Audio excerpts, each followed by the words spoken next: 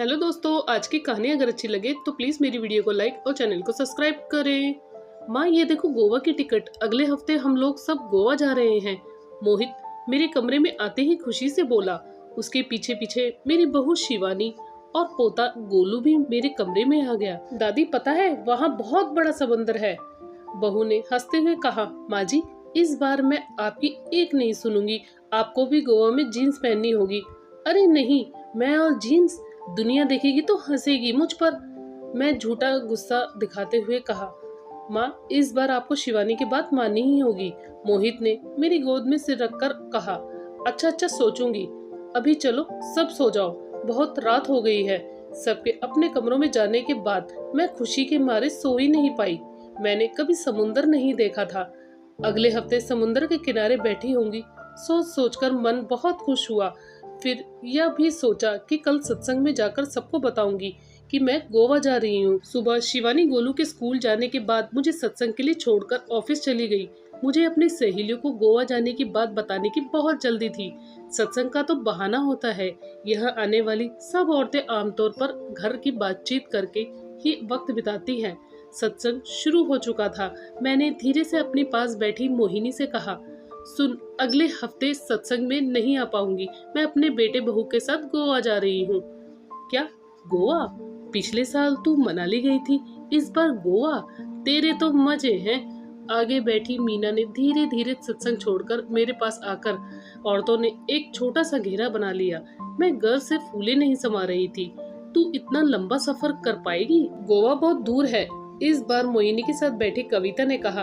तू बुरा ना मानना, मैंने तेरे से ज्यादा दुनिया देखी है। तेरे बेटे बहुत सियाने हैं। साथ बैठी दीदी ने कहा। मैंने उनसे कहा, क्यों, क्या हुआ दीदी, आप ऐसा क्यों कह रही हैं? तू तो बस बच्चों की तरह घूमना फिरना सुनकर खुश हुए जा रही है। जरा सोच, तेरी उम्र में तुझे तीर्थ यात्रा करवाने की जगह मनाली गोवा क्यों घुमा रहे हैं? तेरा बेटा बहू कुछ नहीं, बस उनको एक आया चाहिए अपना बच्चा संभालने के लिए। क्या बात कह रही हो दीदी? मेरा बेटा मेरी बहुत इज्जत करता है, मुझे आया क्यों समझेगा? मैंने थोड़ी नाराजगी दिखाते हुए कहा। अरे बेटा तो तेरा है, पर अब बहू के चक्कर में उसको भी कहाँ कुछ समझ में आ रहा है। इतने में सत्संग खत्म हो गया और कीर्तन शुरू हो गया। दीदी उठकर आगे चली गई। उनके जाने के बाद मीना बोली, वैसे दीदी गलत नहीं कह रही थी। तूने ही बताया था ना कि मनाली में रोहित और शिवानी देर रात तक घूमते थे और तू और गोलू उनके आने से पहले ही सो जाते थे। तू ही बता, अगर तू नहीं जाएगी तो गोलू को वहाँ कौन संभालेगा?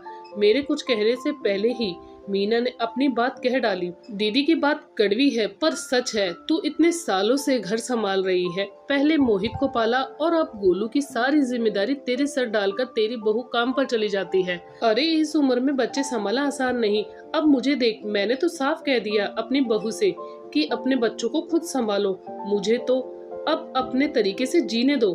तुझे उनकी कोई जरूरत नहीं, पर उनको तेरी जरूरत है। उनके ऑफिस जाने के बाद तू पूरे घर और बच्चों की रखवाली जो करती है मीना बहन, और नहीं तो क्या।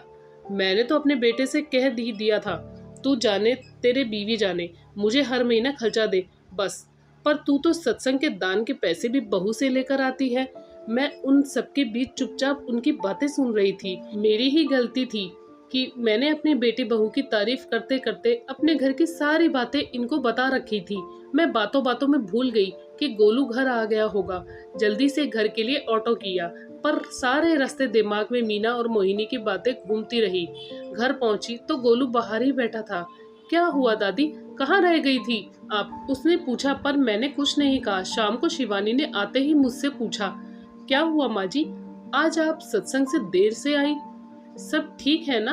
ऑटो नहीं मिला था क्या? शिवानी का इस तरह के सवाल करना मुझे अच्छा नहीं लगा। मन में आया कि कह दूं कि मैं नौकरानी हूँ क्या, जो अपने एक एक पल का हिसाब दूं, पर मैं चुप रही। क्या बात है माँ जी, आपकी तबीयत ठीक नहीं है क्या, या कोई और बात है? नहीं, बस थोड़ा सर दर्द है, इससे ज्यादा मेरा कुछ कहने का मन नहीं हुआ। रात को मोहित भी कमरे में आया, पर मैं जानबूझकर आंखें बंद किए रही ताकि उसे लगे कि मैं सो रही हूँ। सारी रात अजीब सी कश्मकश। मेरी सहेलियां जो कह रही थी सही तो कह रही थी। अगर मैं गोलू का ध्यान न रखूं तो क्या शिवानी काम पर जा पाएगी? घर की ओर से बेफिक्र सिर्फ मेरी वजह से ही तो है। कल मैं कह दूंगी मोहित से कि अपने बेटे की जिम्मेदारी खुद उठाओ, अब मुझे मेरे हिसाब से जीने दो। और फिर मोहित की और अपनी कमाई का हिसाब शिवानी ही रखती है। मोहित उसी से पैसे लेता है।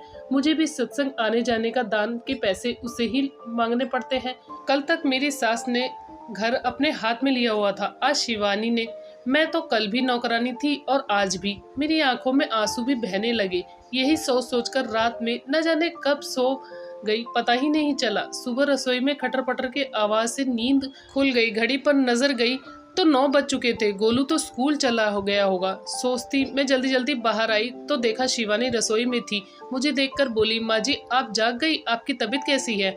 अब मैं आपके लिए अदरक वाली चाय बनाकर लाती हूँ, कहकर शिवानी चाय बनाने लगी। तभी मोहित भी आ गया और बोला, माँ आपका सर दर्द कैसा है? मैंने कुछ ना कहा तो वह फिर बोला, माँ लगता है आपकी तबीयत ज्यादा खराब है। शिवानी आज माँ को डॉक्टर को दिखाना।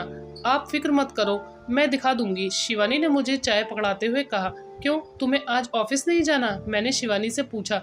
नहीं माँ, आपकी तबीयत ठीक नहीं, इसलिए मैंने आज छुट्टी ले ली, शिवानी कहती हुई रसोई में चली गई। हाँ, अगर मैं बीमार हो गई तो घर की रखवाली कौन करेगा? मैंने मन ही मन सोचा। थोड़ी देर बाद हम डॉक्टर के पास गए थे। शिवानी पर्ची कटवाने के लिए लाइन में लगी थी और मैं एक और रखी बेंच पर बैठ गई। तभी एक जाना पहचाना चेहरा सामने वाली बेंच पर बैठा नजर आया। क्या ये सरला है? नहीं नहीं, सरला तो कानपुर में रहती है। लग तो ये सरला ही रही है। ये सोचकर मैं अपनी जगह से उठकर उसके पास चली गई और उससे बोली, तुम सरला हो ना? पहचाना मुझे? मैं निर्मला। अरे निर्मला, तू कैसी है? कितने सालों बाद देखा तुझे। कैसी है तू? और तेरा मोहित कैसा है? मोहित ठीक है, अब तो उसका छोटू भी हो गया। गोलू नाम रखा है उसका। अरे वाह, बड़ा प्यारा नाम है। और तू सुना, तू यहाँ कैसे? मैंने उससे पूछा। मैं पिछले 2 सालों से यहाँ हूँ और एक वृद्धाश्रम चला रही हूँ, समझो अपना टाइम पास कर रही हूँ। मतलब? मैंने उत्सुकता से पूछा। तू तो जानती है मैंने शादी नहीं की, सारी उम्र तो अच्छे से गुजर गई, खूब कमाया, पर अब समझ में आया कि जो कमाया वह साथ तो लेकर जाना नहीं, तो थोड़ी सेवा ही की जाए। बस कुछ सालों से समाज सेवा कर रही हूँ। जिनके बच्चे उन्हें अपने साथ नहीं रखते, कुछ तो ऐसे हैं जो अपने बच्चों के साथ नहीं रहना चाहते, बस उन्हीं में से कुछ को यहाँ लेकर आई थी। अरे तू तो बहुत नेकी का काम कर रही है, मैंने खुशी से कहा। बिल्कुल, मेरे पास पैसा था, मेरे रिश्तेदारों ने मुझे बहुत बहलाने की कोशिश की, पर मैंने बस अपने मन की सुनी और इस काम में लग गई। तू भी कभी कभी आया कर, लोगों से बात कर, इनसे उनको भी अच्छा लगेगा और तुझे भी। माँ पर्ची कटवा ली, चलो नंबर आने ही वाला है। शिवानी ने तभी आकर कहा, सरला ये मेरी बहू है शिवानी, और शिवानी ये मेरी बचपन की सहेली है सरला। शिवानी ने पैर छूकर सरला को प्रणाम किया तो सरला बोली, अरे निर्मला, तेरी बहू तो बहुत संस्कारी है, वरना आजकल बच्चों के पास कहाँ टाइम है जो अपनी सास को लेकर अस्पताल तक आए। चल अब तू जा, पर हाँ ये मेरा नंबर ले ले, फोन करती रहना। डॉक्टर को दिखाकर हम घर आ गए। शिवानी ने कहा कि माँ जी आप थोड़ा आराम कर लो, तब तक मैं अपने कमरे में चली गई। आज सरला से मिलकर मन बहुत खुश हुआ। कितना पुराना रिश्ता था, मेरी शादी में सबसे आगे थी वे, और जब मोहित के पापा मुझे छोड़कर गए तो भी मेरे आंसू पोंछने में वे सबसे आगे थी। पर फिर एक दिन नौकरी के लिए कानपुर चली गई और मैं अपने ससुराल में उलझकर रह गई। अचानक मन बहुत सालों पीछे चला गया। मोहित सिर्फ 6 साल का था जब मोहित के पापा मुझे छोड़कर इस दुनिया से चले गए थे। मोहित के दादा दादी ने उपकार किया जो अपने घर में जगह दी। पिताजी ने मुझे अपनी बेटी माना, पर माताजी ने हमेशा मुझे पराई ही समझा। हर पल एहसास दिलाया कि मुझे उस घर में सिर्फ मोहित के कारण रहने दिया जा रहा है। बात बात पर माताजी, ये मेरा घर है, मेरे हिसाब से चल, जैसे वाक्यों का प्रयोग करके मेरे आत्मविश्वास को तोड़ती आई थी। गोलू भी उनकी परवरिश में पला बड़ा। उसने भी कभी किसी चीज में मेरी राय तो दूर, उसने मुझे बताना भी जरूरी नहीं समझा। सास ससुर मरने से पहले अपना सब कुछ मोहित के नाम कर गए। उसके बाद तो मोहित की जो मर्जी हुई वह उसने किया। जब उसने शिवानी से शादी करने का फैसला किया तब भी मेरी नाराजगी को नजरअंदाज किया, पर शिवानी ने पहले दिन से मुझे सम्मान दिया। घर की छोटी छोटी बातों में मेरी राय ली और मोहित को भी मेरे करीब लाई। शिवानी एक तरह से मेरी बेटी जैसी बन गई। इतने सालों से सब कुछ बहुत अच्छा चल रहा था, पर अचानक कल सत्संग में मीना और मोहिनी की बातों से मैं क्या क्या सोचने लगी।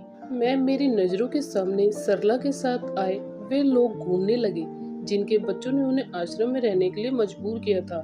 मेरा मन कांप गया कि मैं मूर्ख बनकर रिश्तों की डोर को किसी की बातों में आकर खींच रही थी।